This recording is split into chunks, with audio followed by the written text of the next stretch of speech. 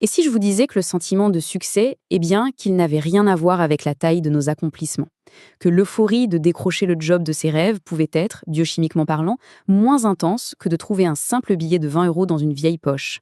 Ça paraît fou, non? Allez, aujourd'hui on plonge au cœur du cerveau pour décrypter la science surprenante qui se cache derrière cette sensation que l'on recherche tous. On croit tous savoir ce que c'est, le succès.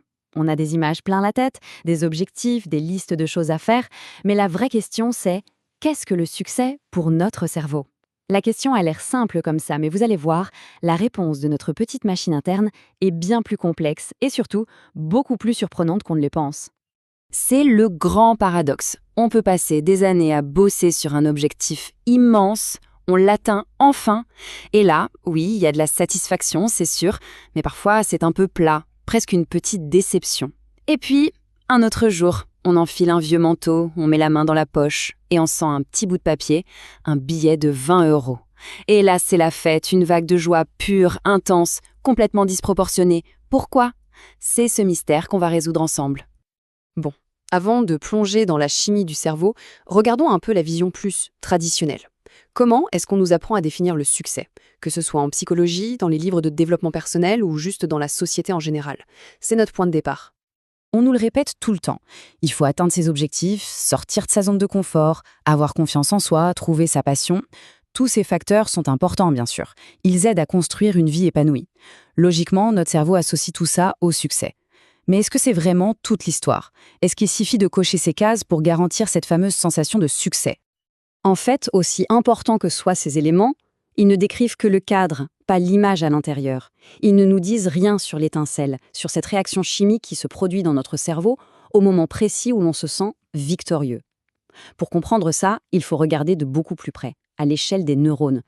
Et c'est là que ça devient vraiment passionnant, quand la neurochimie entre en scène.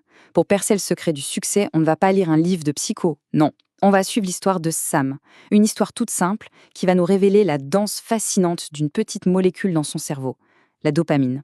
Imaginez qu'au plus profond de votre cerveau, il y a une sorte de chef d'orchestre. C'est le système de récompense.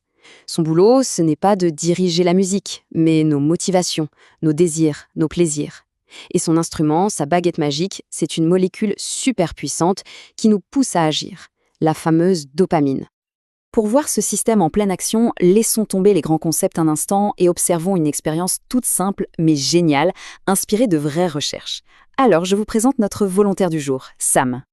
La tâche de Sam est d'une simplicité désarmante. Il est assis devant un écran et tout ce qu'il a à faire, c'est d'appuyer sur un bouton au bon moment pour gagner un peu d'argent.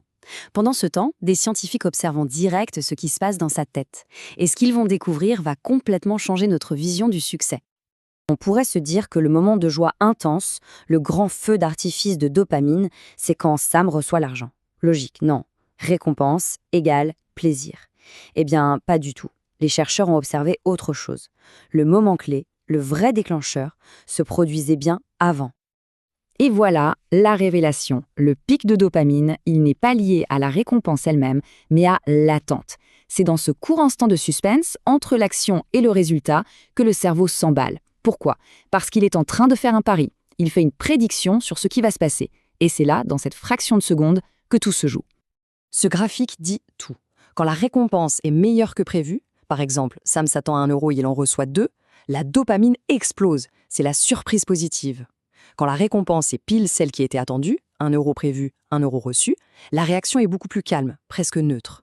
Et surtout, si la récompense est décevante, il s'attendait à 1 € et il ne reçoit rien, alors là, la dopamine s'effondre, littéralement. Alors l'histoire de Sam, ce n'est pas juste une petite anecdote de laboratoire. Ce que son cerveau nous montre, c'est que le nôtre fonctionne exactement de la même manière, chaque seconde de chaque jour. C'est une infatigable machine à faire des prédictions. Ce qu'il faut comprendre, c'est que notre cerveau n'a pas de barème objectif pour les événements de notre vie. Pour lui, décrocher le job de ses rêves ou trouver la place de parking parfaite, ce n'est pas l'importance sociale qui compte. Non, sa seule monnaie, c'est l'exactitude de sa prédiction. En fait, son travail principal n'est pas de nous rendre heureux. Son but, c'est de nous garder en vie en anticipant constamment le futur. Il passe son temps à parier sur ce qui va se passer, puis à comparer ses paris avec la réalité. Et la sensation de succès, c'est juste un effet secondaire de ce processus. Pour le dire autrement, pour notre cerveau, le succès, ce n'est pas l'accomplissement. C'est une amélioration inattendue. C'est le plaisir incroyable d'avoir eu tort, mais dans le bon sens du terme. C'est cette différence positive entre ce qu'on attendait et ce qu'on a finalement obtenu. Et cette décharge de dopamine, ce n'est pas juste là pour faire joli, pour se sentir bien.